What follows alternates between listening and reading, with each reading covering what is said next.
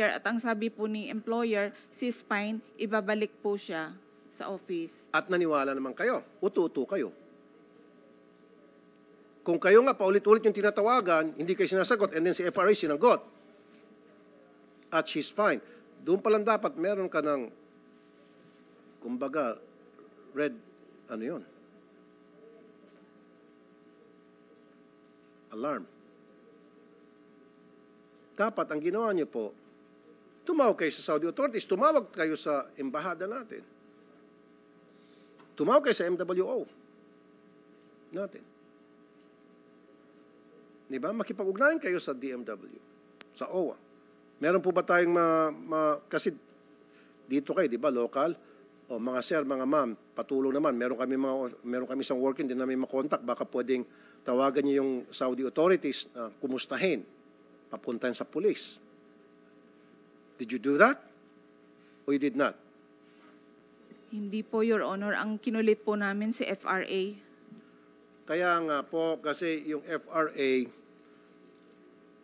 99.999%, siyempre, mas kakampihan niya yung mga kalahi nila. Di ba? Taga Saudi din yan. But in some cases, ang nagpapatakbo dyan, mga Pilipino din. So, kung hindi mo na makontak yung employer at yung OFW, huwag kang umasa sa FRA.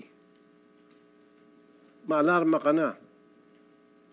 Kung ginawa mo lang sana yung dapat, buhay pa sana, malay natin. Naagapan na pa sana yung pagkamatay nating worker. Dito nakita ko, maliwanag kapabayan. Although, okay, sabihin na natin, for the sake of argument, totoo ang mga sinasabi mo. Kasi may mga dokumento ka pa, papakita, record. You did your best, sabi pa nung kanta, but your best wasn't good enough na para maagapan yung pagkamatay ng ating OFW. So continue po, ma'am. So what happened after na sabi ng FRA ibabalik, komportable na po kayo? Kinulit ko pa rin po sila ng kinulit. Sabi ko po, kailangan nilang puntahan doon si worker, kuhain na.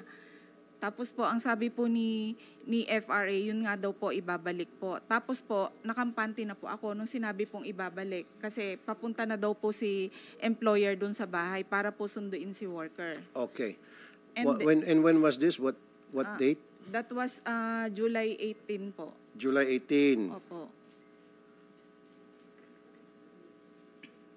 June 16, na-deploy, and then sometime first week of July, hindi na makontak.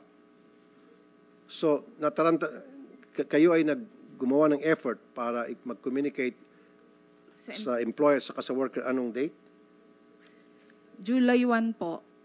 July 1. Opo.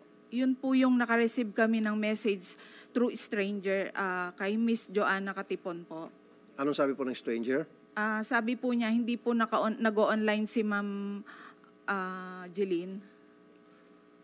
So, July 1, ma'am, anong pangalan niyo po ulit? Please identify yourself. Leanis Falcone po.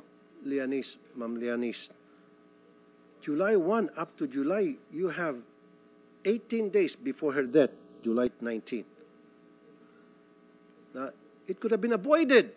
You have 18 days. That's more than 2 weeks. Diba? So, nung July 18, saka talaga kayo nag-boost ng effort nyo para alamin kung ano talagang status, and then the following day, patay na yung ating OFWs. Dito po, meron kayong kapabayaan. Wala po kayong malino na sistema para rumisponde sa isang OFW na kaduda-duda na yung kanyang sitwasyon sapagkat hindi na siya makontak. You see? So, suspended po kayo ngayon. Yes po, Your Honor. At kailan niyo po balak mag-file ng motion para ma-lift ang inyong suspension? You're planning to do that, right? Tama? Yes po, Your Honor. At inaasahan mo na balang araw, siguro a few days, I would like to recognize the presence of, thank you, Senator Bato de la Rosa. Thank you, Senator Bato. So, yan ang sinabi ko kanina. your application na para ma-lift ang yung suspension may be granted. And, again, mangyari ulit tong kapabayaan. Yun eh. Dapat may maparusahan. Namultahan ka ba? Dahil dito? Wala, no? Piso, multang piso dahil dito sa kapabayaan. May multa? Wala. Suspension na ano po? Di, hindi ka nasaktan, walang multa ni singkong duling, and then there's that big possibility na malilift yung suspension, happy days. Again, para sa inyo. Yun yung sinasabi ko, DMW. Anyway, kami rito sa Senado, we will pass legislation